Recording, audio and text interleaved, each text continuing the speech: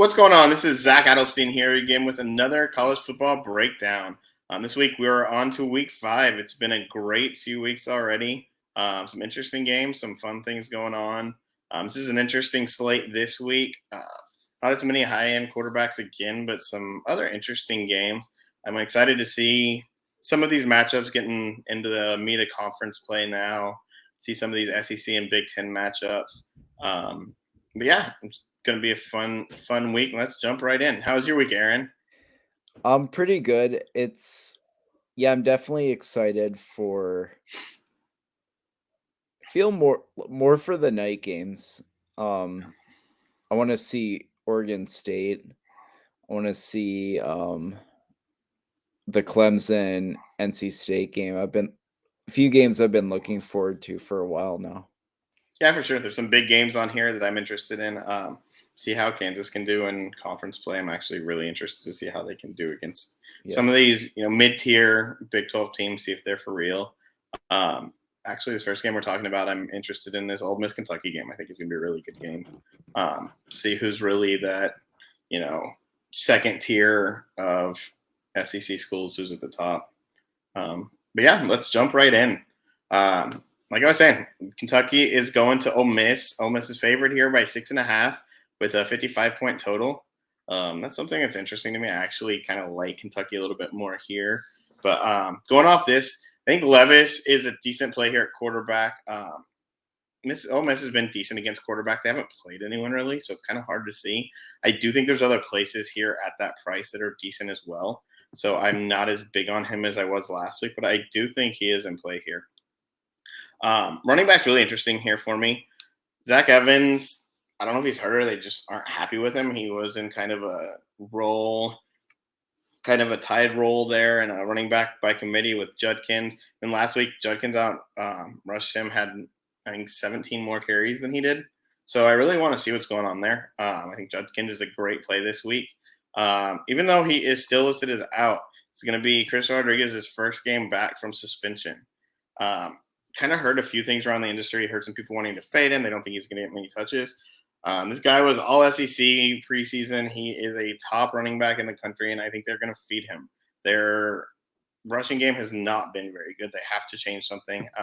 They're hurt behind Cavassier Smoke, who I think will get a decent run here, but I think they're going to feed Chris Rodriguez, and I think this is a really nice place for him. I'm going back and forth on Cash just because I don't know what they will do with him. But, if he's in shape, I think he gets 15, 20 carries here. And this is an Ole Miss team that just gave up 265 yards rushing to Tulsa last week. So there is some upside to be had there. Going over to wide receiver, it's hard not to roster players on this Ole Miss team. We always want to, and it's just not there this year. There's not much you can do there. Two places I'm looking in this game are also on Kentucky. Octavian Robinson. The 1 week that I did not, or that I really pushed him, was the 1 week that he was a backup running back against Florida in a weird week. Obviously not going to happen again. Now he's back to one of their top playmaking receivers. Then Dane Keyes had a quietly good year. Had some big games. He had a touchdown in every game before last week. Big play receiver, so you're looking for that big play. But I do think he's a decent GPP option here. What are you looking at here, Aaron? Yeah, I agree. Levis is interesting. I like that it should be a competitive game here. And for a lot of Ole Miss, we just don't know how good they are. We don't know how good Jackson Dart is yet. I like Judkins a lot. I haven't gotten a ton of information about Zach Evans, but I think he may have like a hip pointer or something. So, yeah, he's in play for me. And then Tavion Robinson is a great all format play. Yeah, I like that. And yeah, if Evans ends up being it, I think Judkins can kind of lock and load here. There's not a ton of running back value on this slate, and I think he's a really nice option here. Moving on to this Texas Tech Kansas State game. It's an interesting game. I do think this could be a letdown game for both teams, so this could be kind of messy. Going at quarterback, Adrian Martinez, first of all, he's way too expensive. He had one good game where he outscored all of his other 3 games combined by 10 fantasy points. I'm not going to be chasing him here. We've seen what his floor is and we've seen his ceiling now. He's got a nice ceiling, but I think that might be, his one big game of the year. I do think, in GPPs, if you want to go there, you can, but I think his ownership will be too high for what it should be this week. That being said, going over to Donovan Smith, he looked great last week. I think if he looked that good all season and looked that good in the preseason, he probably would have been the starter this year. His biggest problem has been interceptions, and he was very clean last week. He did throw it 56 times. That was a big part of his score is Texas couldn't get off the field, and they had, I think, 90 plays overall. So I don't know if you can get that much volume, but I do think he is in play this week in this game. Going on over to running back, Deuce Vaughn is kind of always in play. I do think he has a lot of upside. He has over 20 rushes in the last 3 games. He is getting vultured for rushing touchdowns. Several. I think he has, let's see, on the season he has just 3 and doesn't have any in the last 2 weeks, whereas I think Martinez has 2 or 3 in the last few weeks. So that is something to watch. But yeah, that's kind of where I'm going with Kansas State. And then going on over to the wide receivers, we have Miles Price. Miles Price is where I really like to go on this Texas Tech team. 17 targets last week. He's GPP only for me right now. I want to see if this sustains. But he was supposed to be the wide receiver 1 to start the season. What about you, Aaron? You sound like you got some company over there. Yeah, my son Zeb's down here. But I like Donovan Smith is really interesting. I thought they would give Morden some runs, so I was kind of off him. I don't know. I like everything I've seen of Donovan Smith. He's a nice looking quarterback. I don't get why it seems like the Texas Tech fans don't like him. Yeah. But yeah, I think he's interesting for GPPs. Yeah, I don't know if I want to trust Adrian Martinez here. And then at receiver, let's see, Bradley's 5,500, so he's not as cheap as he's been. I think Bradley and Price you can kind of sprinkle in your pool, but they're not like all format plays. They would be GPP only for me. Yeah, I mean, Price got a ton of volume if he's going to get that volume. Bradley just hasn't looked good. He didn't look like a good football player the last couple of weeks. Going over to OU, TCU, I think there's a lot of decent goodness here. OU's traveling to Fort Worth against TCU. They're favored by 7. There's a nice high total here, 67-point total. I think Dylan Gabriel is an interesting play. He's still up there in price. He's too expensive for what he should be. We saw kind of what that happens when he gets in the shootout last week, and he has, 38, 40-point upside. But it's really hard to justify that. Duggan is also too expensive for me right now. I really like him when he gets that rushing upside, and he just does not have that rushing upside right now. They're not letting him run like they used to. He has, 18 runs on the year. A lot of those are sacks. He did air it out last week, but I do think that's kind of closer to a ceiling game for him in a shootout against a decent team. Where I really like to go here, running back for TCU is Kendra Miller. Had a great game last week. Looks to be the number 1 running back here.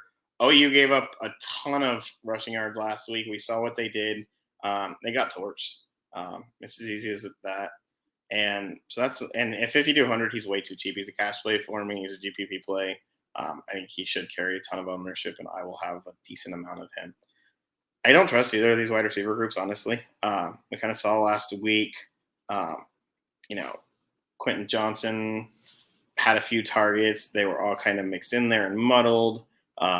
Same thing. Marvin Mims is way too expensive. He leads the team in targets, but I mean, this isn't what you're paying $8,500 for. For $8,500, you need to regularly get up to 30 DraftKings points, and that's just way too expensive for him. Where are you looking here, Aaron? Yeah, I'm a little torn on Duggan. Yeah,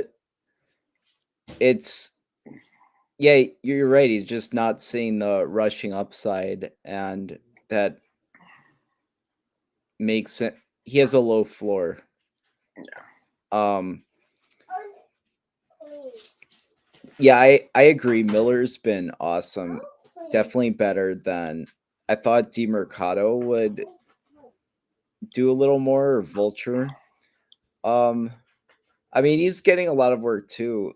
So, but yeah, these guys are like vulturing everything from Max Duggan. Yeah. So, I think both of them are play in their price points. Gray, I like when he's cheaper, so I'm probably out on him on DraftKings. I'm trying to pull up his pricing for FanDuel. I know their slate. FanDuel just came out, so I know. like, yeah, he's 8,600 on. I don't know. I'm not excited about Eric Gray this week. And then at receiver, it's tough. I don't know. They're mostly just GPP guys. Nobody's gonna play Quentin Johnson, but he can always have a huge game. So that's someone I'll have a few shares of just to be different. Yeah, I don't mind that. Not in this game, especially when they should be airing it out. Moving on over to an awful game where I won't have a lot of Michigan at Iowa. There's a 42. There is a 42-point total here. Michigan going into Iowa. They are 10.5. Iowa's 10.5-point dogs. Michigan's favored by 10.5. Going over to the quarterbacks. I'm not touching them. JJ McCarthy did not look good last week at all. Blake Corum is an interesting choice here. I've gone back and forth on him. He's a great price. Had a ceiling game last week. Is great at what he does, but I just don't know if I trust him against this Iowa defense, which is one of the top rushing defenses in the country. They haven't allowed a rushing touchdown this year. Now they haven't played a ton of great rushing teams either, but for cash, for GPPs, I think he's a great play. I think he's going to carry plenty of ownership. Yeah, I mean, he's one of those. There's other guys in that range too that I think are really nice plays. So he's one of those boomer bust kind of guys for me on the slate, which is why in cash I kind of lean away a little bit. But again, he could break the slate. Then going over to wide receiver, I'm not touching either of these wide receiver cores. Michigan, I've gone over before how much I hate rostering any of them, especially until McNamara can show what he can do, or McCarthy can show what he can do. And then Iowa can't play football in the modern era, so there's no reason to even look there. What about you? Where are you looking?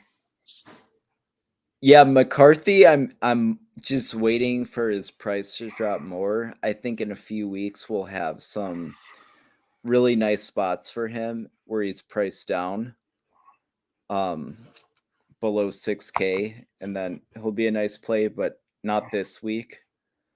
This is going to be his first Big Ten road start also, so that has to be factored in. Running back, Corum's complicated this week because I think we could see Edwards. I'm not sure what the latest on his game card is, but I think they've been holding Edwards out. So he was out last week in the past couple of games, but he could be back, which takes some of Corum's ceiling away. And then, yeah, I'm not touching the receivers here. Reganey, maybe if I don't know. You probably don't need to get that cute. No, I mean Laporta gets a ton of volume. He just doesn't do anything with it. All right, moving over to Purdue and Minnesota. This is another interesting game that I'm kind of excited to watch, actually. Minnesota's been very good this year on defense. They've had an elite defense this year. But again, they haven't really played a ton of teams. I mean, they played Michigan State, who I don't think is very good this year.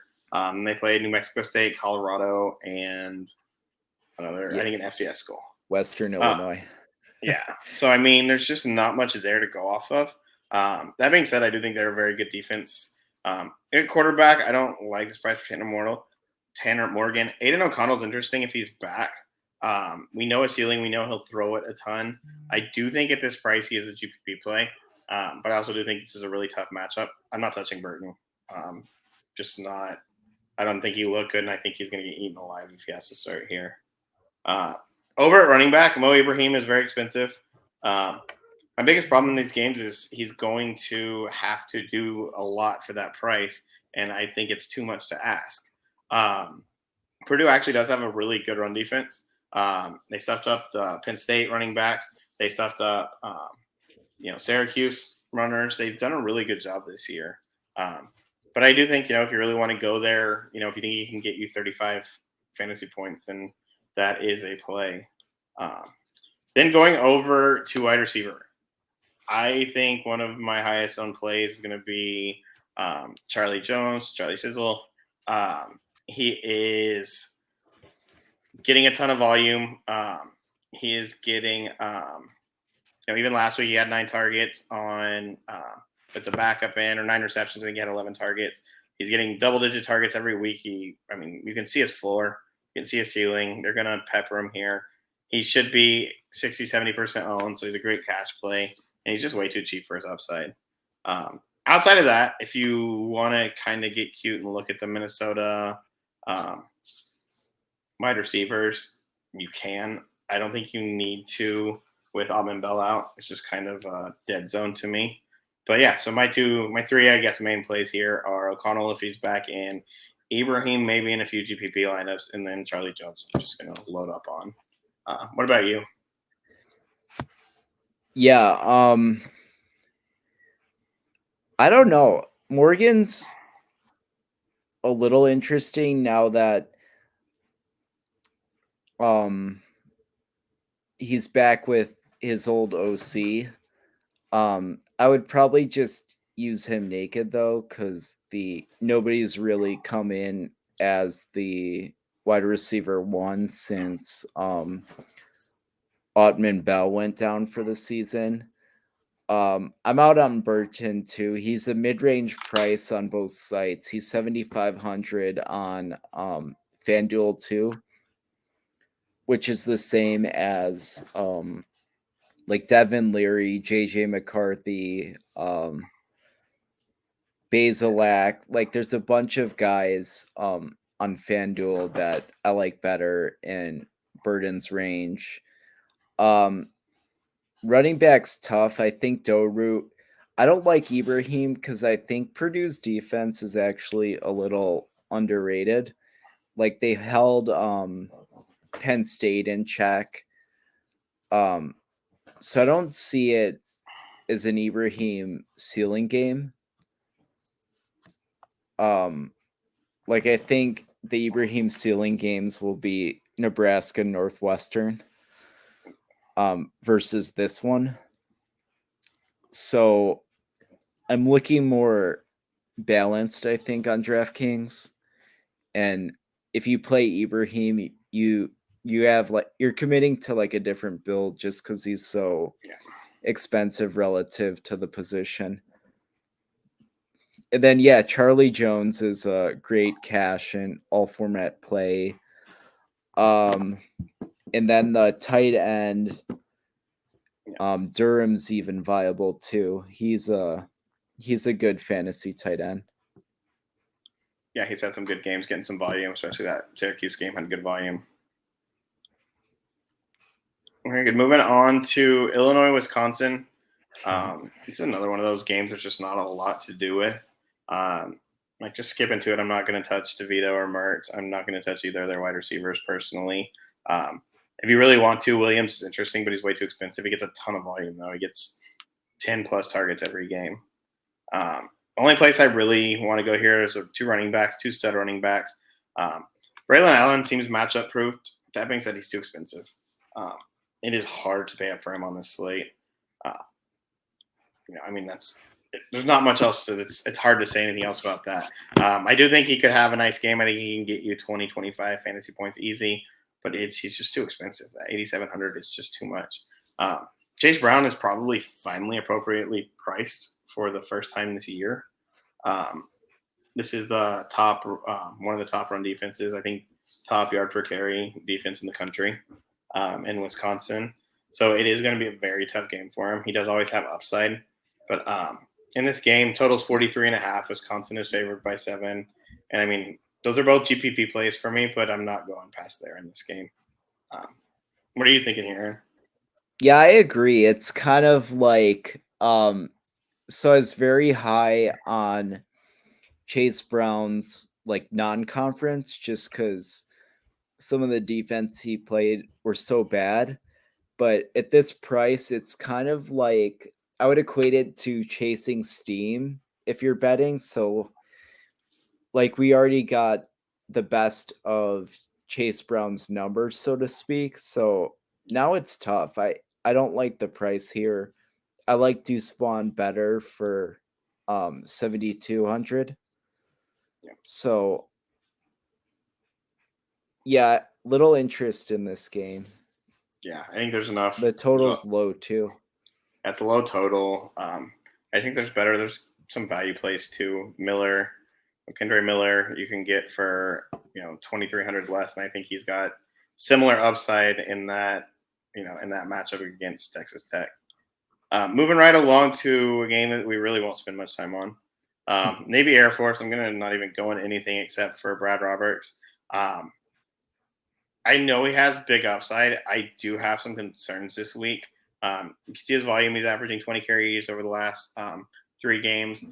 Service Academy games play to the under. Like 82% of the time, Service Academy games play to the under. And the total here is 37. So it's Air Force is favored by 15, and the total is 37. This is similar to the game where Navy played Army last year, and it was like a 12-9 game. This is just, again, plays the under. They both have very slow pace of plays. So they're not going to get a ton of plays in. So this will probably go down by 10 to 20%. It's just in terms of volume of plays. The third thing that I really don't like about this is Air Force randomly throws out and they quit running the ball with their fullback, which is what Brad Roberts is technically in that offense, and they'll run it with their halfback 2 all game, yeah. And he'll get his 8 carries here instead of 20, which is what you need in this offense when he has games like he did against Wyoming where he has 54 yards on 16 carries, which you get. So yeah, I mean, I have a ton of concerns about Roberts here. What are you thinking, Aaron? Yeah, I could honestly see him getting pulled too. I mean, I don't know. Navy's so bad, and I still think they can win the conference, and they really need to preserve. They have a lot of older players like Roberts, and I could see them having to preserve them for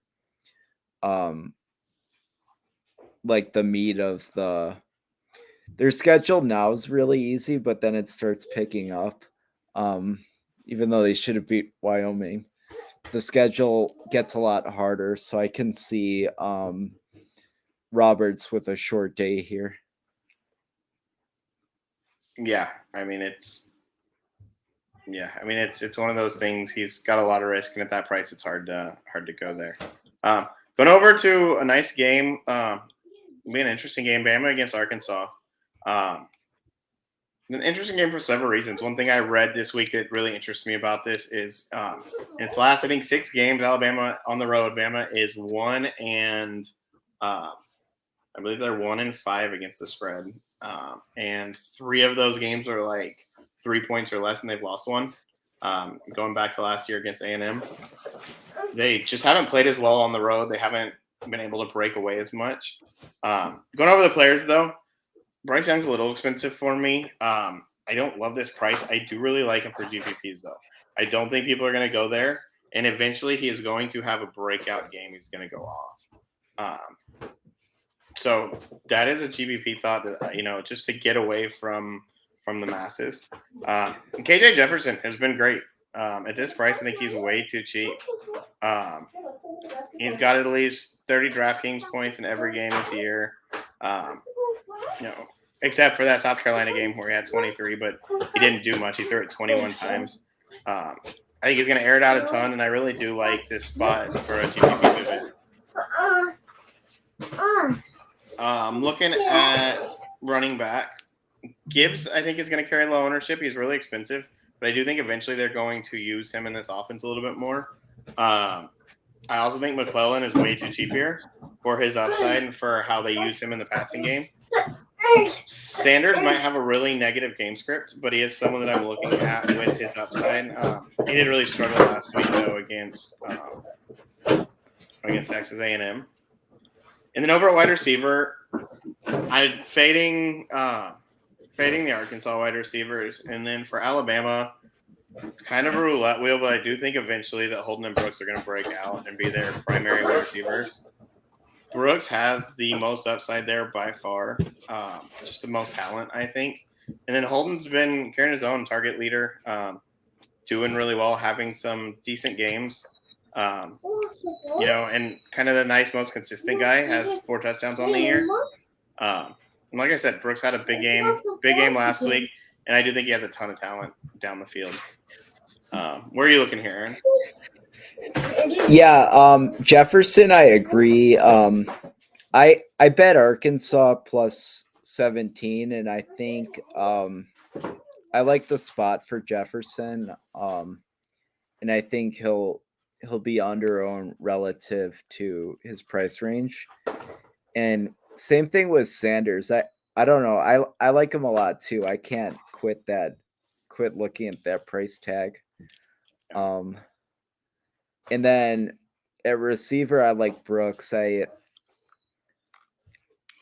think he has the most upside. One of the things with the Alabama offense is there's no Judy or Devonta Smith or Ruggs or Amari Cooper. They just haven't had a guy emerge as early as what's been in years past. So, I mean, sooner or later, Brooks or Holden are going to blow up. So, and we won't get this pricing.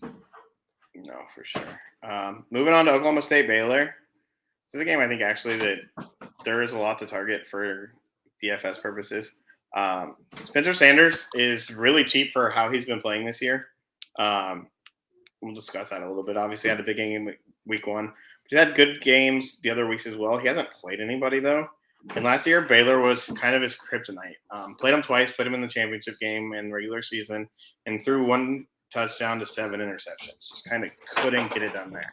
That being said, I like his price. I like his upside here. I do think this is a team that's looking to throw a little bit more than they did last year. Baylor has a good defense. At running back, Richardson's a little expensive for the unknown a little bit. I do think they want this high-volume run game like they usually have, this workhorse, and they haven't had to use him a ton. They didn't use him a ton against Central Michigan. They went way up, and then kind of Central Michigan came back. Didn't use him in that FCS game against Pine Bluff. But then he got his 27 carries against Arizona State. So if he's going to start getting that regularly in these Big 12 games, I'm really going to be looking that way. McWilliams is still supposed to be out, which I'm going right back to Richard Reese. He's still a really nice price. 21 carries last week, 19 the week before. Oklahoma State's been decent against the run, but not great. And, there's not a ton of value, like I said, at running back, and I do think Reese is in play here. Finally, at receiver, Baylor, I don't really love anybody. Just they don't throw the ball enough. But my favorite receiver, I think I've said it every week, and I'll say it again, that they're on the slate, Braden Johnson. He plays that Z role, that Z receiver that this offense just loves to target. It's where the big receivers just come out of, Tyson Williams every year. And, he has 3 touchdowns on the year, has big games, has at least 12 fantasy points every week. If you're going to tell me that your floor is 10 to 12 points at 4K, 4,300, I'll take it every week. That's kind of where I'm looking at. What are your thoughts on this game?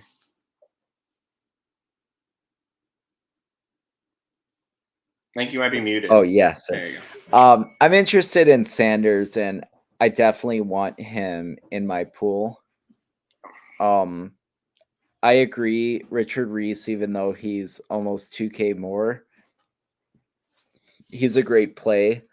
He's he's getting bell cow work, at least 19 carries the last 2 weeks, and I know the rushing numbers were down, but if you take the last 2 games, it's 117 yards per game. I know one was versus FCS, but I don't know. I like Miller better, but you can pair these two guys up. And yeah, definitely I don't like the Baylor passing game this year, but I do like how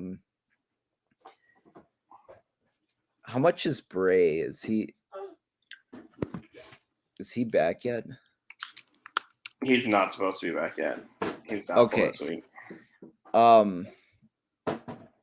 Says he's supposed to come back to practice this week. But yeah, I've heard conflicting things. So if he's back, it kind of takes away. But I still personally, I still like Johnson too. I mean, Presley hasn't done a lot. I do think Bray, if he's back at that price, you can plug him in. He's a great play. But just it's like Sanders. It's like Sanders' comfort. It's his blanket. It's where he likes to go anytime he can, and it's also a deep play guy. Moving on, I think all 4 of these games are really interesting for different reasons this week. Iowa State at Kansas. Iowa State's favorite here by 3 with a 58-point total. I honestly think both of these quarterbacks are in play. Jaden Daniels put up back-to-back 45-point games, so they lowered his salary by 900. For me, he's top play in all formats, one of the top plays. And he should be high owned, so he should be a great cash play. I also think Deckers is a nice play. One reason Kansas has been so good on offense is because they haven't been that great on defense. They went to overtime with West Virginia. They've given up a ton of yards, given up a ton of fantasy points to different teams. And Deckers had some big games. Had some duds too. But those duds were against Baylor, who has a great defense in Iowa. Kansas doesn't have, 2 top 10 defenses there. This isn't Kansas. So I do think he has some upside at this price, and I do think stacking this game is an interesting play.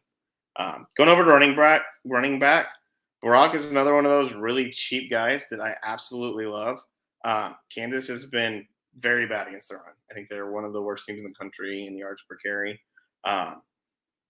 Brock had 14 carries last week, has a touchdown, 2 of the games, 2 touchdowns last week with a receiving touchdown. Is getting used in the passing game. If you're going to give me this volume, decent volume, I think he's a decent play here against a Kansas team that isn't great. So again, one of those mid 5K running backs. It's a good play. Kansas, I don't love their running backs just with the vultures from Daniels, as well as they vulture each other. They kind of eat each other. But I do think Highshaw is a good value play if you're looking for a pump play at running back. And then finally, wide receiver, Hutchinson is priced appropriately this week. He was not last week. He's getting 10, 12 targets plus a game. I think he'll get a ton here too. Because I do think Iowa State's going to have to put up points. So he's very expensive, but I do think he's in play. If you really want to pay up there, I do think he is in play. Outside of that, there's not a ton that I like. Kansas spreads it out a ton, and Iowa State doesn't have anybody they really go to a ton outside of that. But yeah, that's where I am looking. What about you, Aaron? Anything you see in this game? Sorry. No. Daniels, I like a lot. Deckers, I want in my Daniels for all formats. Deckers, I like a lot because we saw Riley Leonard do well last week. And he has a nice floor here. Running back, I'm with you on Brock. He's made a lot of my initial builds. And then receiver, I like Hutchinson a lot still. Even he's expensive, but he's basically getting Charlie Jones volume. He's getting a lot. There's no one else really that he looks to passing wise. So I'm fine with Hutchinson in all formats. Yeah, I like that game. Another game that could be huge for fantasy this week is this game with Wake Forest and Florida State. I know a lot of people have been worried about the hurricane there. Tallahassee was never really in danger unless the thing really turned and it's out in the Atlantic Ocean now. It's not really going to have any effect on this game at all, I don't think. So looking at that, Jordan Travis is way too expensive here for me. He's not using his legs. He's had some leg injuries this year, so they're actually hitting it off even more. So I don't like going there. Sam Hartman's way too cheap, even at 8,400. He should be up there at 9,500 with the other top guys. Put up 40 points on Clemson. Has a high floor, high ceiling. This game has a 65-point total. Florida State is actually favored by 7 in this game. I don't know how, but they are. Hartman's way too cheap here. Going over to running back, I don't like either of these teams running back, but I do think if you want to go there, Ward is kind of a GPP play with Travis not being able to run as much. That being said, they use so much everywhere. There's not a lot to do. One play, if you really want to go there, that you can look at is for some reason they forgot the price. Trey Benson, who is the co-starting, backup, however you want to say it, running back. He's getting 10, 10, and 11 carries a game. He has upside. He is literally the minimum price. But I don't think you need him. There's enough value on the slate that you really don't need to go there. But for GPPs, if you want to have some shares of him and pay up other places, then I do understand that. Going over to wide receiver, Florida State's been weird. They kind of pick a different guy every week to target. Johnny Wilson's kind of in play here. You had Ontario Wilson have a big game one week. So it's kind of figuring out where you want to go with that. Wake Forest, there's 2 places I like looking as well. Another value play, extreme value play. A.T. Perry is very good. Hasn't been used as much, but still has a ton of upside. He's really expensive, so I don't think he'll be high owned. So I do think he's kind of a GPP pivot for those top end wide receivers. Place I really want to look is at, for some reason they didn't price Jamal Banks. Has 15 targets over the last 2 weeks. Has 4 touchdowns over the last 2 weeks. Has looked really good. He's their number 2 receiver here, and he's minimum price. He's going to be close to 100% owned in cash. It's kind of a free square, so you just kind of plug him in and play. And he's a decent GPP option too, I think, to make those more expensive lineups. That's where I'm looking here. What are you thinking, Aaron? Yeah, I like Hartman a lot. It's a fair price. It's like a really comfortable price, and it's a good spot that you don't have to worry about getting burned. Mm-hmm. I like him a lot. I'm out on Travis at that price point. Running back's interesting. Benson is a good play. I don't like the other 2 guys. Toa Feely kind of can vulture Ward. So that part's tough. And then at receiver, Perry and Banks for minimum salary are the primary targets. Yeah, I like that. Going over to Michigan State, Maryland. Another interesting game. Need to watch. Talia's supposed to be back, maybe Tua. He has burned people a lot of times, but I do think this is a very good matchup. If you remember last year, we targeted Michigan State with passing offenses. And this year, I think you can target Michigan State with passing offenses. If he's good to go, I really like Talia here. Going over to running back, these Michigan State running backs are really vulturing each other a little bit, so it's kind of hard to trust that. Roman Henby has been interesting. He did get vultured a little bit by Littleton last week, but I do like this as a value play, like a GPP value play to pivot off of the other guys around his salary. Net wide receiver, we really need to watch. If Jarrett's out, I think that opens things up a lot for this Maryland offense. I love Demas here if he is out. Or I like Demas here. I don't love Demas as much. I like Jones here if he's out for sure. And then Dykes has kind of turned into their pass catching tight ends. They kind of have gone back and forth on who that would be, but Dykes has been the guy the last 2 weeks. For Michigan State, Jaden Reed came back last week, had I think 4 targets, 4 receptions on that, maybe 6 targets. But Coleman still led everybody. Coleman still led the team with 9 targets, had 4 receptions, didn't do a lot with it. But I think this is a much better matchup for them. I think this game could play to the over. Total here is 60 with Maryland being favored by 7. But I do think this is a game that could play to the over and could shoot out a little bit. Where are you looking here, Aaron? Yeah, I like Thorne a little bit. Not crazy about him, but and then at running back, I wouldn't mind going Hemby here. I think he's worth being in your pool. He's been really good. That's been a different thing with Maryland this year than the past, is that the running game is pretty solid here. Hemby had a nice game last week, and he's a different player. Not somebody I'm like crazy about with all the running back value, but he's interesting to me still. Any thoughts on the wide receivers?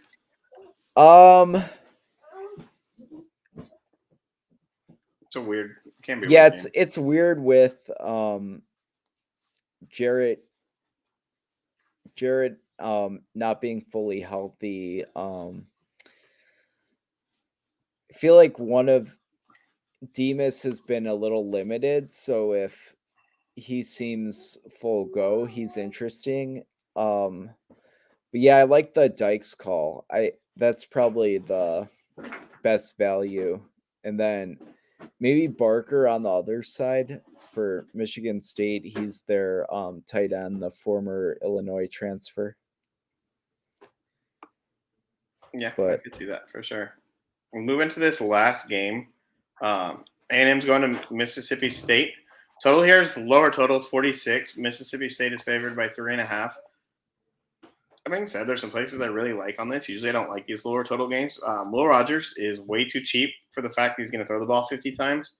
Put up 400 yards last year against A&M at A&M. He's home this year. He always has that nice, generally has that nice floor. He had an awful game against LSU. But he throws it a ton. 50, 42, 49, 40. He's going to get those 45 to 50 passes. Even, a lot of his handoffs are actually passes because they're just those little shovel passes over to the running back, which are forward. So he just gets that volume and he gets going, and I think he's a nice play here. Going over to running back, Devin A-Chain is involved. I read the other day in like 40% of all of the touches for A&M between his targets or the opportunities between his runs and targets. They love to get him involved. He's still too cheap here. I think they'll continue to pepper him, even though this is a tougher matchup. The 2, Mark should be back. So the 2 Mississippi State running backs, I still think they're in play. I don't like playing them together, but they get targets. Both of them have upside, rushing upside. This is, again, a really tough game. But for GPPs, I do think they are pieces. Few things at wide receiver. Mississippi State is kind of like a roulette wheel with their running backs, but there are a few places I really like. Ducking has been great this year. He's playing that role that goes off sometimes in this offense, and that has been leaned upon. And he has 6 touchdowns on the year, I believe. 5 touchdowns on the year. So, they're targeting him in the red zone. They're trying to get him the ball where it counts. And he's a decent price. Nia Smith is out for the year. That top wide receiver for A&M had surgery this week. Evan Stewart's too cheap. I mean, I think you can load up on him here. I think, he only has 13 catches on the year. He has, I believe, like 24, 25 targets. I think they're going to get him even more involved now. He's a big play guy. He's gotten, getting in the end zone. He's getting more comfortable with this offense.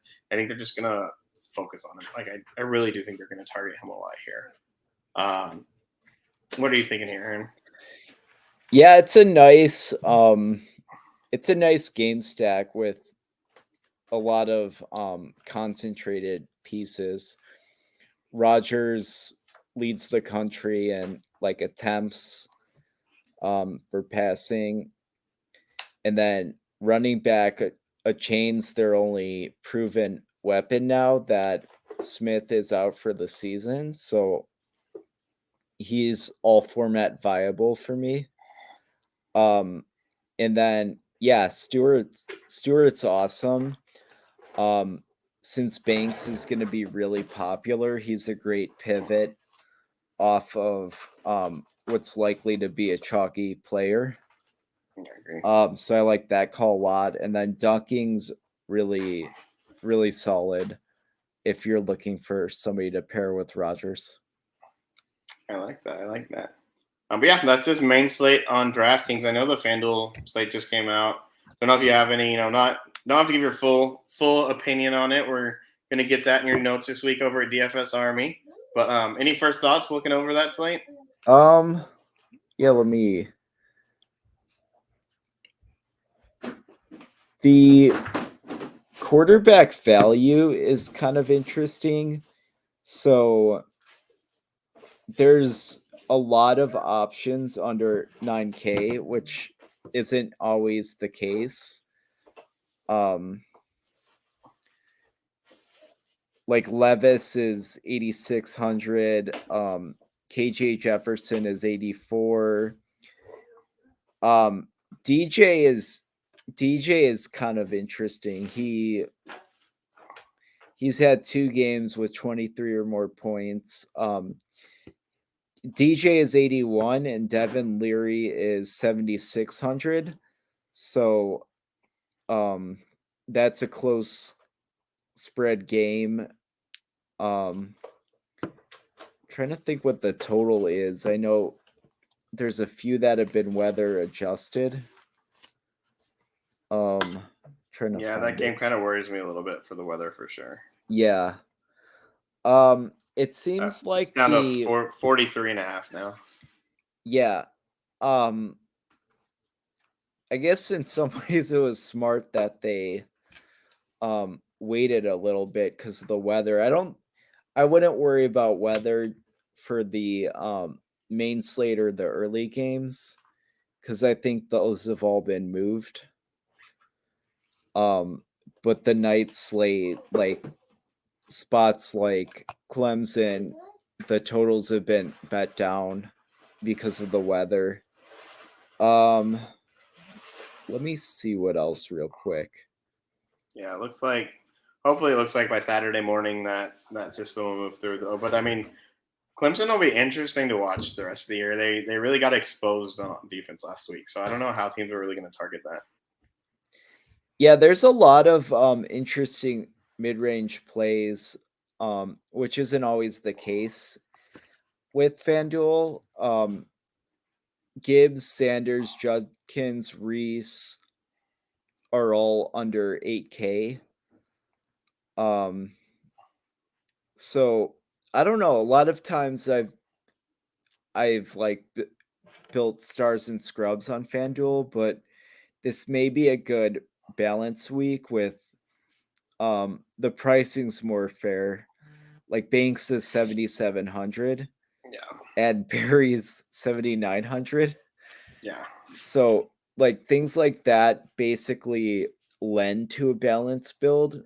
So you don't have to look at the top of the range when the pricing's pretty flat this week relative to most weeks.